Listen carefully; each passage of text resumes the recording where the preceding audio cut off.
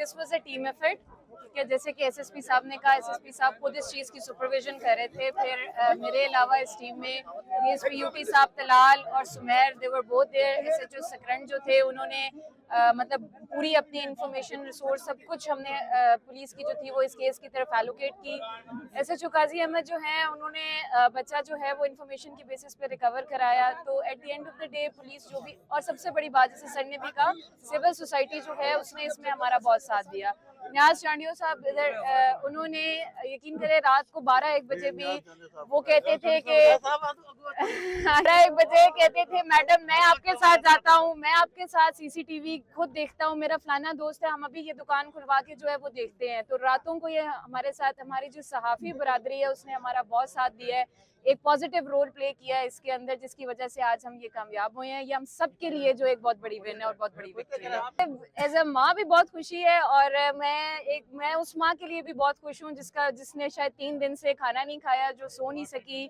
तो as a माँ जो है वो मुझे इस चीज़ की दर्जा खुशी है कि मैं सही स्टेट के अंदर जो है ना। सब को पहिरीं शुक्र अल्हम्दुलिल्लाह, अल्लाह साईं लख एहसान।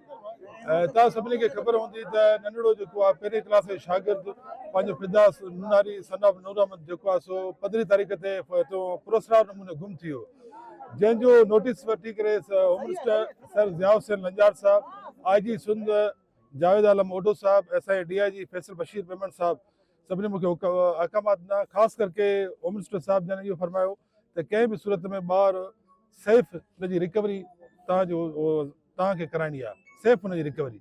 ऐं इन ते मूं हिकिड़ी टीम तश्कील ॾिनी जंहिंखे लीड करे पई पंहिंजो ASP सिटी दुरे ताबिश, ऐं उन सां गॾु गॾु DSP UT तलाल ऐं DSP सुमेर, उन सां गॾु DIC टीम, ऐं जंहिंसां गॾु SHO अकबर चन्ना ऐं SHO अमान सुबरो।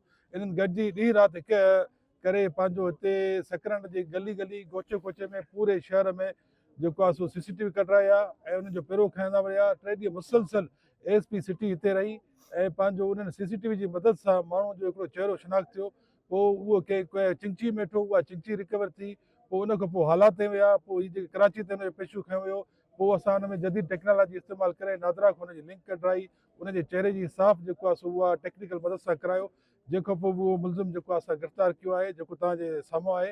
ऐं हिकिड़ो गुलनि जहिड़ो ॿारु अल्हम्दुलिल्लाह सेफ रिकवरी थियो आहे। इन में गॾोगॾु ऐं मां सकरंड जे सिविल सोसाइटी ऐं हितां जे शऊर खे ॿिन्ही हथनि सां सलाम थो पेश कयां त जेको हीर बागड़ी वारो मसइलो हुयो या हीउ मसइलो हुयो, सिविल सोसाइटी पुलिस सां गॾिजी हिकु हिकु CCTV कैमरा, हिकु हिकु घर, ऐं मां गॾोगॾु उहे शहरी जिन असांखे पाण ऑफर करे उहे CCTV जिन वटि लॻल आहे, कंहिंजे ठेले ते लॻल हो, कंहिंजे होटल ते लॻल हो, कंहिंजी क्लिनिक ते लॻल हो, किथे बि उन्हनि पाण ऑफर कयो, फ़ोन करे चयो साईं मथां हितो गुज़रियो हुजे।